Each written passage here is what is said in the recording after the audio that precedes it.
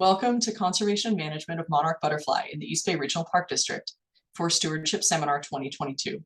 I'm Kristen Van Dam, Ecological Services Coordinator, and I'm presenting today with Dina Robertson, Wildland Vegetation Program Manager.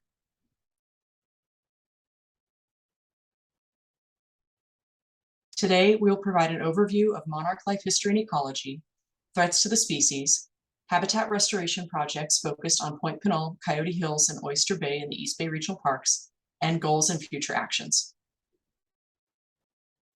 The monarch is the largest butterfly in North America. The Bay Area contains foraging, breeding, and overwintering habitat for the species.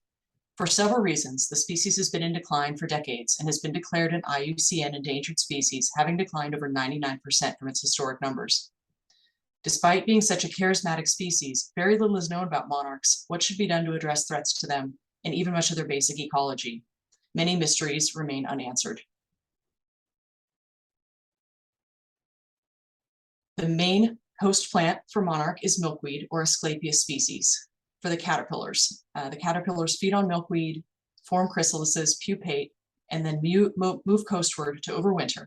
The adults are able to feed on nectar sources from a wide range of plant species, not just Asclepias.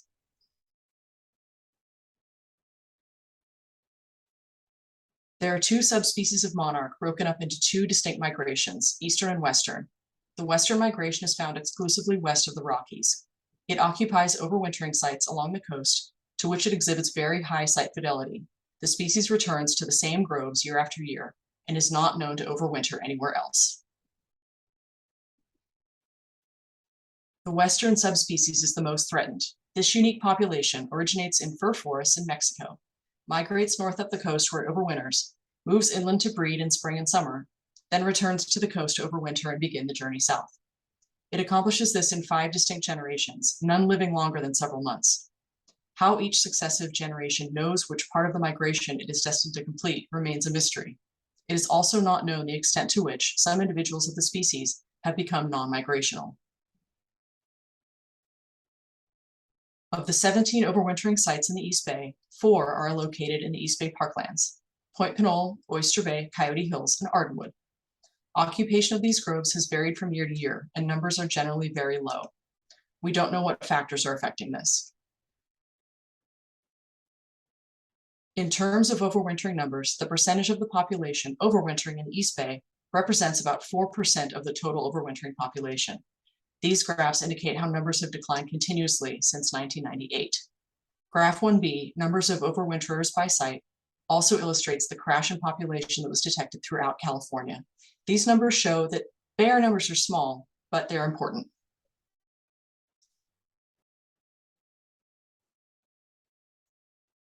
You can see a dramatic decline in the numbers of overwintering butterflies demonstrated throughout this sampling of overwintering sites. The number observed in fall 2021 is followed by the average in parentheses. This is just displaying the degree of the crash and how it's been reflected throughout overwintering sites in California. However, monarchs have shown themselves to be resilient. Following 2020, the worst year ever for numbers, the species rebounded to nearly 300,000 individuals. Early season local numbers are also trending upward, with over 6,000 monarchs observed at 5 overwintering sites, including 800 at the San Leandro Golf Course overwintering site, which is adjacent to Oyster Bay. And we are early in the monitoring season, so we hope that these numbers will improve throughout the rest of the season. Threats to the species are varied and appear to be acting to compound the dramatic population decline. The majority of historic habitat, both overwintering and breeding, has been lost to agriculture and development. Agricultural use of insecticides appears to be harming a wide range of insect taxa, including monarchs. Other stressors like captive breeding and release and planting of non-native milkweeds spreads diseases to the native population, and climate change compounds these effects. East Bay Regional Park District is conducting several projects to protect and support monarchs. This year at Point Pinole, with a grant from the Wildlife Conservation Board, EBRPD began a habitat enhancement project, including overwintering grove enhancement and installation of nearly 3,000 square feet of nectaring habitat. The yellow dot here on this map indicates a historic overwintering grove, which has supported overwintering monarchs in the past. Here's what the grove looked like prior to enhancement. Like most eucalyptus plantations in California, the trees are packed too close together in great competition with one another and are exhibiting signs of too much competition and stress. So in this grove, during construction, trees to be removed were flagged, cut, and chipped. The gap was designed to maximize solar exposure and minimize wind attenuation in winter to create optimal conditions for overwintering butterflies. In winter, when the sun is closest to the horizon, the design is such that the grove will receive the maximum amount of sunlight for the greatest amount of time. Also, the gap is located inward from the forest edge to minimize wind. The result is a sunny and calm quarter-acre forest gap. We hope that we will see overwintering monarchs utilizing this gap this winter. The habitat enhancement zones were also specially designed for overwintering monarchs, but will support a range of pollinators all year round. Overwintering monarchs benefit from winter flowering plants that they can nectar from, which also encourages them to stay at the overwintering site. In the enhancement areas, this is an example of a grader preparing the soil for planting. In these areas, we installed 1,400 nectar plants planted in clusters, including sages, phacelia, toyon, and buckwheat. These habitat zones are designed to be watered by hand and be nearly maintenance-free in 1 to 2 years. This is an example of the overwintering habitat adjacent to our gap creation. This is about half of the habitat restoration area. And you can see here it's adjacent to the Atlas Road staging area. And these plants have taken off. They're doing great. Some received protection and some did not. As you can see, the ones on the right received large caging to protect deer. The ones on the left did not receive any protection, and they seem to be doing well regardless. It appears that at Point Pinole, deer forage is not a major problem for these plants.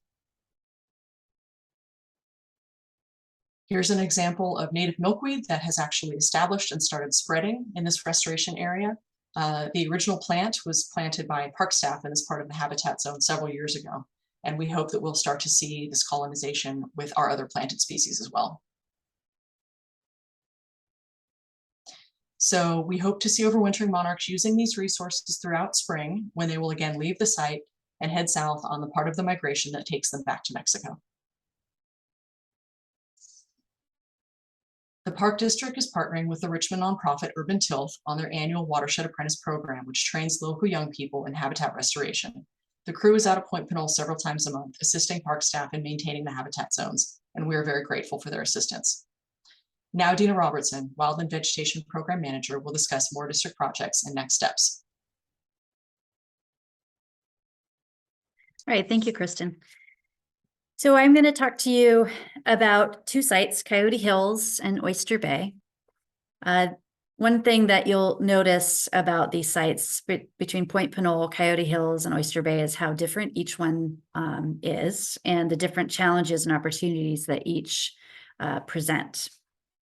So Coyote Hills is shown here. The red dot is where the overwintering grove is for the monarch butterfly. The planting palette that we chose are all late blooming species. Again, we want the butterflies to have food, nectar late in the year. So we chose plants that really have a key blooming time around February through winter time. So this is our plant palette, different colors, different species. At this site, we planted over 600 plants on about a half an acre, and all of it was installed in fall 2021. And before I go any further, I want to note that the Alameda County Resource Conservation District, or the ACRCD, was one of the main powerhouses in this project. They were really the project managers and came up with the funding from the Wildlife Conservation Board and a few other grant sources to put this together to make it happen. And then there are many other people that supported the effort at the park, including park operations and acquisition and stewardship helped as well to make this happen. Some of the challenges included needing to find an irrigation source for these plants. And so we were able to put in semi-permanent irrigation from the adjacent park, Dumbarton, quarry. So that worked out really well. The overwintering grove at this location is a eucalyptus grove, as you can see from this photo. And the plants all had protective caging because there's a lot of deer out there, as well as small mammals that like to eat the plants when they get the opportunity. And then this other image on the bottom is just of an aerial photograph with the planting zones depicted on it. This picture is from just a few months ago. Both of these are. And you can see that the plants are doing pretty well. They're getting large, and some of them are even growing outside of the cages. We've had some challenges with the small mammals, even though we had the caging out there for the roots, and we've had to replace quite a few of the plants.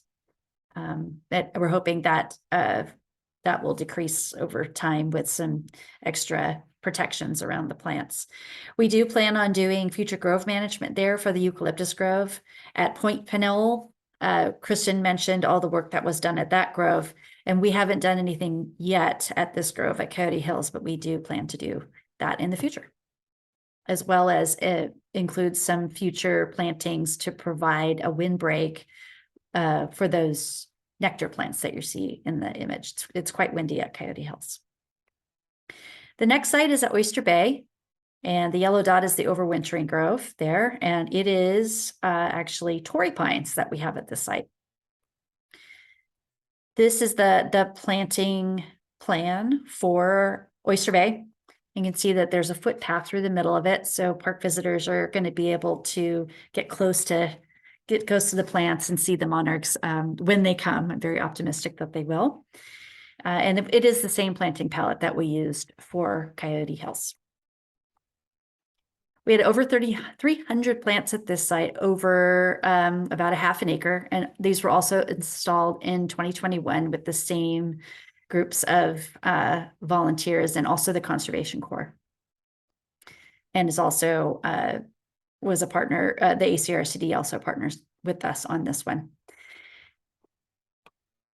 This one, every site has some challenge. Anyone who's done restoration will know that there's something that will come up to challenge you in getting your plants to establish. This one had some challenging soils. We had to import dirt in to do the plantings, and it was very high in clay.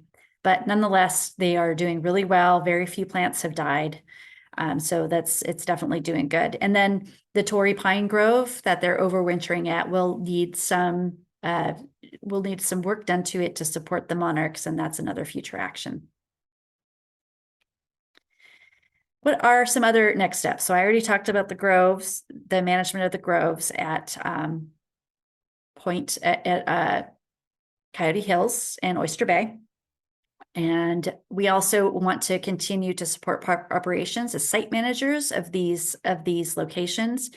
Luckily, we have Urban Tilth as a partner up at Point Pinole, and down at the other two sites, we don't have that kind of partnership, but we do with the operations staff that are there. We also want to support interpretive staff in adopting these sites to bring the public closer to the sites and help them to interpret and talk about why these are so important. And the interpretive staff that we have here at the Park District do participate in Thanksgiving butterfly counts. So if you wanted to get involved in doing those, you can reach out to our wonderful interpret and rec staff. We also want to increase mapping and data collection for the monarch. The milkweeds, we are recording locations of milkweed plants in the Park District, but we want to do more of that. And also get out there and start to look to see if the monarchs are using, I shouldn't say if, when they start using these new nectaring sites and do some counts to see how we've lifted that habitat for them. And finally, we would like to do more digging into the historical ecology of the monarch butterfly to help inform adaptive management for this species. So once again, I want to thank the Wildlife Conservation Board, Urban Tilth, and the Alameda County Resource Conservation District, and everyone else that helped to make these projects happen. And thank you all for your time and listening to our presentation. Thank you.